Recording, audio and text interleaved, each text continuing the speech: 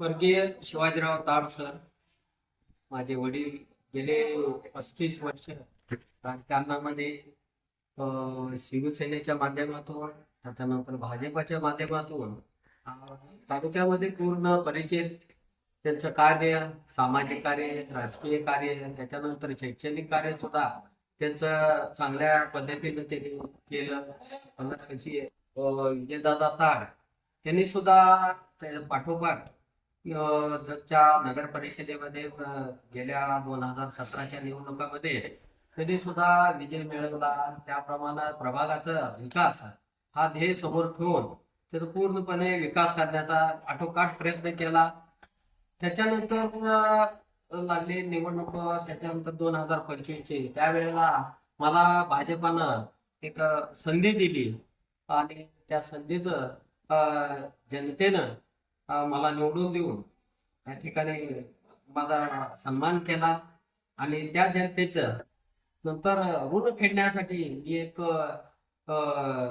जनसेवा हीच ईश्वर सेवा समजून जनतेचा विकास, शहराचा विकास, प्रभागाचा विकास, या सर्व गोष्टी आमदार गोपीचंद पडळकर साहेबांच्या नेतृत्वामध्ये आणि देवाभाऊंच्या नेतृत्वामध्ये, पालकमंत्री चंद्रकांत दादा यांच्या नेतृत्वाखाली आपण ह्या करण्याचा प्रयत्न आटोकाट करणार आहे आणि तो निश्चितच करू असा विश्वास मी या ठिकाणी तुमच्या माध्यमातून, वेळेच्या माध्यमातून मी जनतेला आणि सर्वांना देतो. विरोधी पक्षाकडून मला चांगले मोठे आव्हान होते, तर त्या आव्हानाला तुम्ही कसे साथ दिली? आज जनता ही माझ्यासोबत असल्यामुळे विरोध हा मला काही वाटलाच नाही. त्यांनी भरपूर माझ्यासाठी प्रयत्न केला. विरोधात रासपची, काँग्रेसची युती केली, फोडाफोडीचं राजकारण केलं.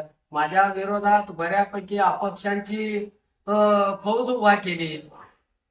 तरी सुद्धा जनता ही माझ्या बरोबर आहे. जनतेचा माझ्यावरती विश्वास आहे. त्यामुळं हा विजय मला सहज प्राप्त करता आला. बरं, आता या ठिकाणी मोठा विजय झालाय, तर उपनगराध्यक्ष पदासाठी काही इच्छुक आहात? या ठिकाणी भाजप असा एक पक्ष आहे की जो निष्ठेचा आहे, निष्ठा करतो आम्ही. आणि जो काय भाजपचा ज्या नेते मंडळी आहेत त्यांनी काय जे निर्णय घेतील तो मला मान्य आहे. जर दिली संधी तर मी घ्यायला तयार आहे. ओके, धन्यवाद.